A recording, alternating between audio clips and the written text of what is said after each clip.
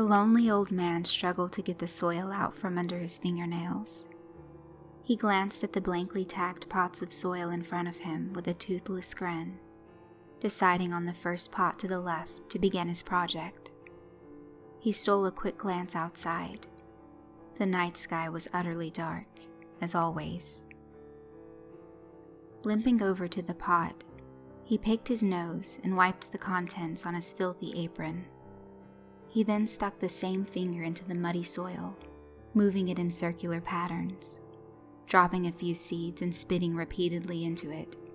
He was pleased by the way the clear fluid ran in tiny rivulets, making their own patterns as they swirled and were absorbed into the dirt. Wishing the seeds would grow instantly, he noticed several imperfections along the inside of the pot itself. The imperfections in the patterns increased as they made their way further down. He even noticed the sickly green hue in the soil, as if it were somehow tainted. There was the tiniest bit of movement detected in several places in the mud. He imagined a tiny version of himself inside, commanding the dirt, water, and seeds to bend to his will. Would it be a success? He pondered over this question briefly, then noticed the other pots lining the wall to his right. He had plenty of other chances to get this project right, as it seemed this one was bound to fail. Making up a nonsensical name for a failed project, he wrote Genesis on the tag, spit mucus on the soil in slight frustration, and left the pot to its own devices as he moved on to the next one.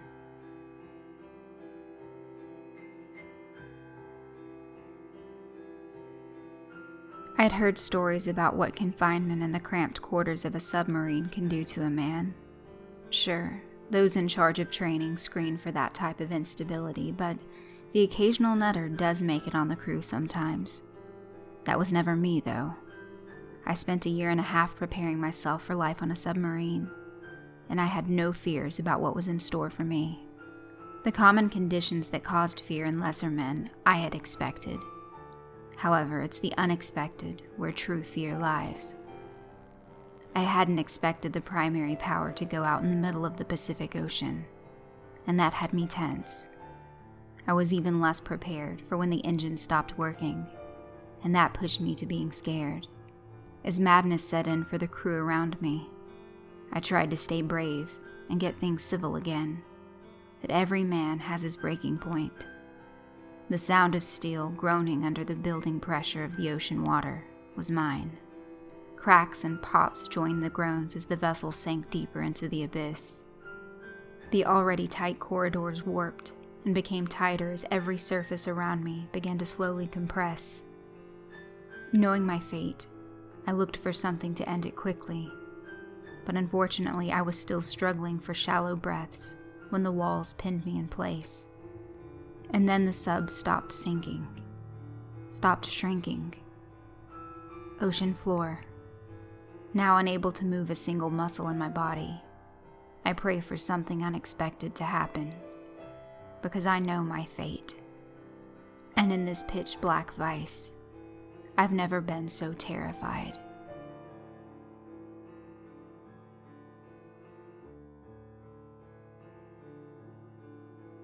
On the night of the last full moon, I had the craziest dream.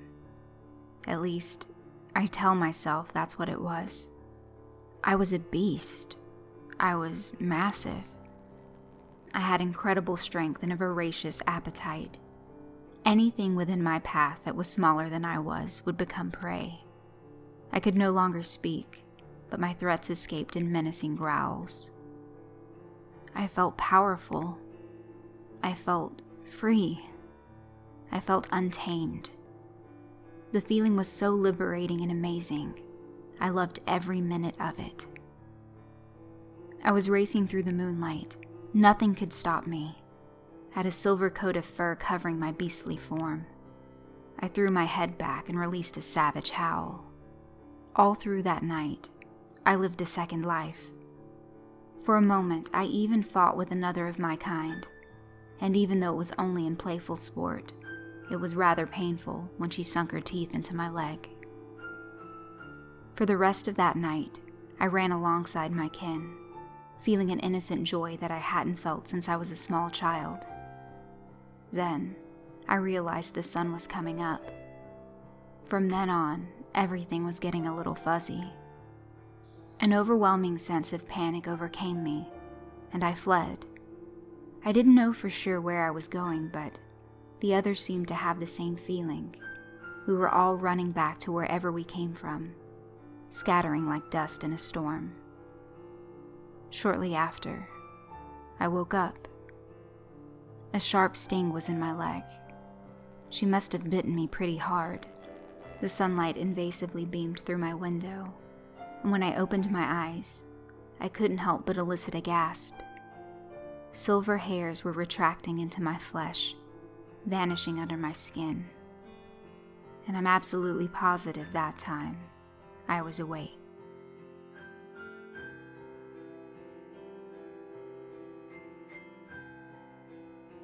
In 7th grade, everyone made fun of me. I was socially awkward and naturally weird, the weirdest kid in school. I had a few other misfit friends, and we liked going to the library at lunchtime to goof around.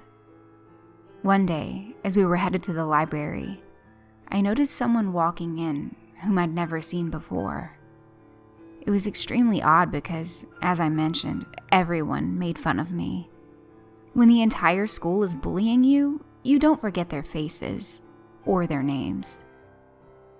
However, this kid was different, because until that day, I had no idea he even existed. Even stranger, everyone else knew him. For the duration of this story, I'm going to call him Riley. My memory is a little hazy, but I'm pretty sure Riley was on crutches. He may have missed a lot of school, which would explain why I hadn't met him. There's a lot I don't recall, but I'll never forget what happened in that library. Everyone was being silly, and it turned out that Riley was a pretty funny kid. He was doing some kind of physical comedy, and we were all laughing. Suddenly he fell to the ground and started shaking. We assumed he was still being comical, so we continued to laugh and point at him. But he didn't stop shaking. The librarian ran to him and told us to get out of the way. I didn't understand what was happening. After lunch, I had gym class, and we all went outside. Everyone was talking about Riley. There was a rumor that he was taken to the hospital, but I still didn't understand what was going on. All I knew was that he fell down. Now I know he'd had a seizure. In my next class, the rumors about Riley were starting to scare the other kids. We were interrupted by a faculty member giving us the grave news. Riley had died of a heart attack. The boy I just met an hour or so before was now dead, and the last thing he would remember was other kids pointing and laughing at him. I felt guilty and confused. Everyone who was close with Riley, as well as everyone who was in the library at lunchtime, was taken to the principal's office to mourn together. I was shocked at how many kids were there. Why did he know so many people that I knew, but I never knew him? I'd never even heard anyone mention him before. The whole room was crying, but not me. I just lowered my head in an attempt to seem upset. Someone put their hand on my shoulder, thinking I must be devastated by what happened. I didn't belong there. I didn't belong with people who knew him and were truly crushed by his death. All I could think about was Riley shaking on the floor of the library as I laughed and pointed. The following day, everyone in my homeroom was sobbing and consoling each other. Everyone but myself and the kid who sat in front of me. It was the most surreal experience of my life. I could be wrong about us having school the next day, but I assume it was to let everyone mourn in solidarity. After all, everyone knew him, but me. I knew Riley was dead, but somehow it just didn't register properly. I knew I was supposed to be sad, that I was supposed to cry, but there was nothing. The kid who sat in front of me, I'll call him Matt, turned around and looked at me with a nervous smile. He wasn't crying either, and for a moment, we connected. Throughout the day, I realized that we were the only two kids who weren't in tears. Matt was the nicest, most well-liked kid in school. As popular as I found out Riley was, Matt was even more so. He was always kind to me, even when I was being picked on by other kids. He would still laugh along with them, but never joined in. I thought we might become friends since we were the only two kids in the entire school who didn't cry. I guess it never happened. In 8th grade, I was still as much of a loser as I was the year before. Don't ask me why, but I went to a school dance. I think my misfit buddies had said they were going, but then they didn't show up. That might explain why I was clinging to a group of kids that weren't my friends. They were all from my Catholic education program, and Matt was with them, so I felt a little more accepted. He was the only one I felt comfortable talking to. I kept bringing up a funny thing that happened in class that day since I couldn't think of anything else to say. He would laugh along quite convincingly. The group kept casually walking away, and I walked with them. Suddenly, they started running, so I ran too. They ran out of the gymnasium and through the halls as I followed blindly. I thought we were just having fun, but then I heard Matt say something like, "She's coming." It turned out they were running away from me.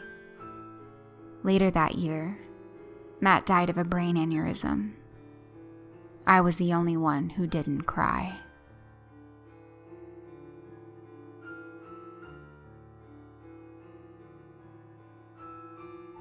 It's quiet around here again. Nobody wants to talk anymore at the dinner table or have family fun days in the living room. Monopoly money littering the wood floors. Everything is dreary and dull, lacking in high spirit. It's disappointing to witness the change within the atmosphere of what I'm forced to call home. Everyone seems to be emotionally detached, walking around resembling living zombies. My own brother and sister avoid one another as they walk down the halls of our home, glancing abruptly in the other direction should they make eye contact. I haven't had a conversation with anyone within the house in days, and there is only one thing to blame for this. Before the visit, everything was perfect. My siblings had their friends over daily, munching on delicious pizza, watching movies all night, and indulging in bountiful amounts of candy. Sadly, there is no more candy, pizza, or friendly visits. Every shred of happiness has been ripped apart violently, charred in the fire of destruction. Our years of happiness, our cheerful laughs, have all dissipated from thought.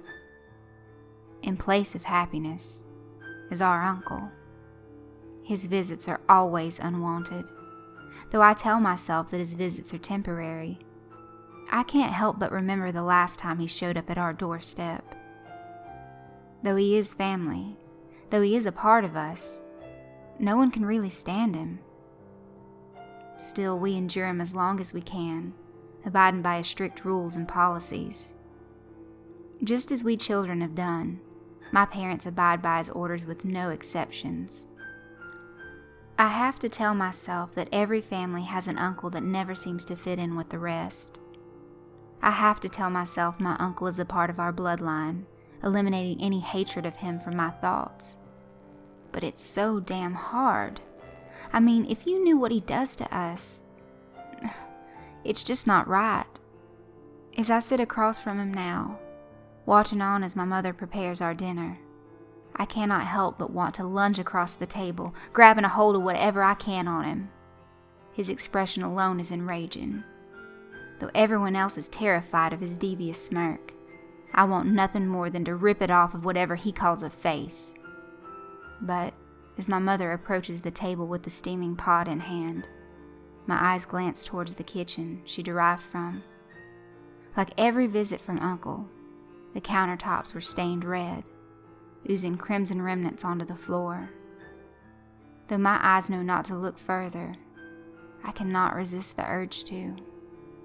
There, dangling lifelessly off the cutting board, is my friend's legs. I try to hold back the tears as my uncle looks upon me, his glare burning through my skin. Somehow, I manage to suck the tears back within their ducts as my mother spoons Alexandria's soup into the bowl placed before me. "Eat," Uncle says. I stare down at the bowl, catching a glimpse of what appears to be a tongue within the browned concoction. Immediately, I get the urge to vomit, but I swallow it down, erasing all traces of fear from my mind. "Eat," he repeats. From my peripheral, I see my mother's horrified expression. Her head nods frantically, as if to insist I correspond with Uncle's twisted rule. I shake my head in refusal, standing abruptly as I throw the bowl into the wall where Uncle had stood milliseconds prior. It didn't take long for me to feel the hot breath upon my neck. It didn't take long for those freezing hands to wrap ever so delicately around my neck. It didn't take long for my lungs to struggle for the smallest fraction of air. "You will eat," Uncle mutters, licking my face with his sandpaper tongue. The satisfaction I'm giving Uncle is not what I want. I can't allow him to feast on my fears, tears, or pain any longer. So I tap out, patting his leather-like skin aggressively. Immediately, his grip lessens, and I can once again breathe. Almost instinctively, my mother fills another bowl with my friend and places it before me. Once the bowl is stationed within its rightful place, my mother takes her seat and begins eating. Though I want to escape, I know there is no escaping Uncle. My late brother attempted that, and he took the place of our friends at the family dinner. So, instead of drawing out my own demise, I sit down, pick up my spoon, and begin eating. There is no escaping Uncle. Uncle controls us, feeding on what remains of our sanity with each visit. Uncle is us.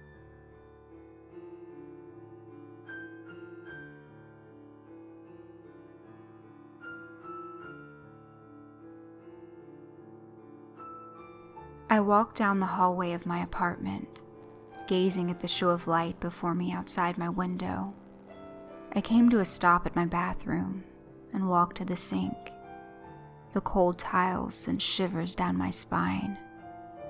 I went to the bathroom this hour of the night because I was rudely awakened by a stream of blood pouring down my sleeping face. I recently went to a tropical climate and thought I had a nosebleed because of the humidity change. I grazed the tissue under my nose, hoping to stop the flow, but it continued for what seemed like 1 to 2 minutes. I was really annoyed now. I hesitated, then stuffed a little bit of the tissue up my nose, hoping it would stop. All I got in response was a slight tickling in my nostrils. The day went on. Of course, I kept on getting the nosebleeds sporadically throughout the day. My work in the office was over, and I needed to work overtime. I walked along the empty rooms like I was expecting someone to pop out at me. Of course, it never happened. That's not how my story goes. Anyway, I got to the elevator and pressed the lobby button. The elevator slowly descended with a thunk. It was a very slow elevator, and I was on the 16th floor. I got a nosebleed, again. I had no tissues this time, so I unfolded the wrists of my suit to wipe my nose. The nosebleed suddenly stopped, just in time for the elevator to reach my stop. I walked out, and the secretary stared at me. Her eyes seemed to follow with dread as I exited. Shortly after I left the building, I started to wonder, what was the woman staring at? Was there still blood on my face? Surely there wasn't. I wiped it all off. I looked into the side mirror of my car and saw that my nose was swollen. The upper regions were the size of a grape. Oh God, that's why she was staring at me. I drove down the lonely highway at about 10:30 at night. As I made my way to the hospital, I noticed that the swollen region was getting bigger. I know I started to speed because my nose was throbbing with pain. When I got there, the woman at the front desk stared at me. When I met her gaze, she whispered something unintelligible into a phone. Shortly after, a nurse with a stretcher came out and asked if I could walk. I responded with a polite yes, and she pushed it to the side. I walked down the hallway, staring at my own reflection's eyes in the marble tiles. The doctor examined my nose and asked if I had any allergies. I denied ever having any, and they did some quick blood tests. A few minutes after, the doctor rushed into my room. He started clicking his pen rapidly. He was worried. He asked me if I went on vacation anywhere tropical. Yes, I went on vacation in Cuba about 5 days ago, I responded. He then told me that a species of parasite must have entered my nostril while I was vacationing and laid eggs inside. I was horrified. He then told me that the larva must have hatched and fed on my nasal tissue for food. I was then taken to the operating room to get surgery on my nose. They couldn't reach them by a slice of the skin. I was then put on a hospital bed and injected with some drug so I wouldn't feel pain. When I woke up, the nurse said they were correct and had removed 4 large parasites from my nasal cavity. The nurse continued blabbing about how they discovered a new species.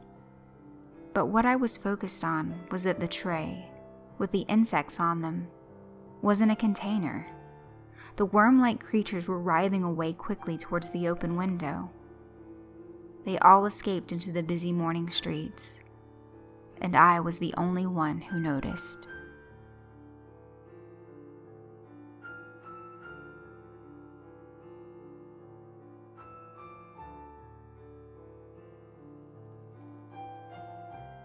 A few years ago, my family moved into a house that didn't meet housing regulations. The electrical box was located right behind a large pillar. Electrical lines were wired like they were done by a monkey on speed, and rooms were built with no possible connection to the air conditioning, making them hot as hell. However, the strangest thing was the room I was put into. It was built somewhere in the middle of the structure, so it wasn't possible to have windows to the outside. So when the door closes at any time of day, the room goes completely dark. After I got all my stuff in the room and started sleeping there, I'd always find small marks on my body in the morning. I went to the doctor the first time it happened, but he didn't have any clue what it was.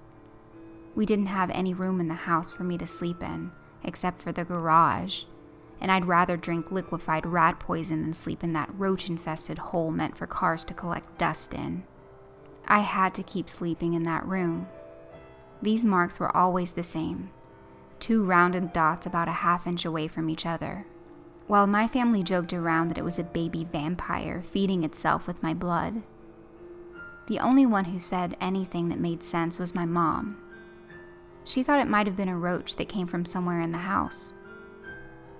They constantly sprayed down the room with Raid to keep the roaches away, though it didn't stop the marks from appearing on me. I tried wrapping myself in all my clothes, from covering my feet with socks to covering my head with one of my scarves. The next day, I unwrapped myself, only to find another set of marks on the back of my right hand. I borrowed my little brother's nightlight when he went over to his friend's house, just to have a little light in the room. The next morning, I found an odd smell, and the nightlight disconnected from the wall socket. The bulb shattered into pieces. I asked my dad to sleep in my room for one night, while I slept on the floor of my mom's room. He complied, and he spent the entire night uninterrupted, while I ended up with more dots on my chest. I decided to stay up all night during one weekend, just surfing through the internet to kill time. Suddenly, my laptop crashed, and when I went to restart it, I felt it. I could feel the mark being put right on the nape of my neck, and I could see it when I ran into the bathroom to check. Because I regularly wore long-sleeved clothing, no one at school or anywhere else noticed unless I explicitly wanted to show them. I told one friend the entire ordeal, and they offered to have me sleep over at their house to test something out. I slept there, and it seemed like the thing doing this to me was pissed off by this. I say that because the next morning, I found 2 dots, bigger than usual, right on my forehead. She gave me a headband to cover it as I went back home, back to the room. I showed my family what had happened, and they finally decided to leave this house and move elsewhere, far away from that room. I decided to sleep in the living room for the few last days we spent packing away everything. On the night we rode away from the house, I felt like a great burden was lifted off my chest. I fell asleep during the car ride, resting against my mom's shoulder in the back. Suddenly, a great pain pulsed through my eyeballs, forcing my father to stop the car on the side of the road. When I tried to open my eyes for them to check, I couldn't see anything but pure black. They said to me, after they got me to the hospital, that it looked like my pupils split, that it looked like those goddamn dots. I believe I was blinded for trying to leave the house, and for trying to leave the room. And my punishment was to forever see the pitch black darkness of that room for the rest of my life.